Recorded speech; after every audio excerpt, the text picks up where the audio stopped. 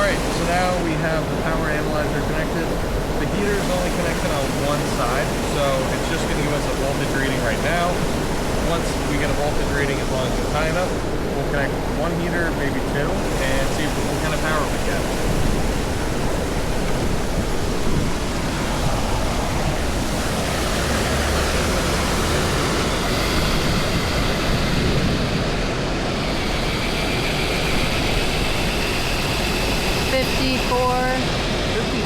Yeah. Oh. Wow. 54? 5.4. Oh, this is only rated for 12 volts. It said 5.4. Okay, let's throw both heaters. Let's throw both heaters on. What's the worst that could happen?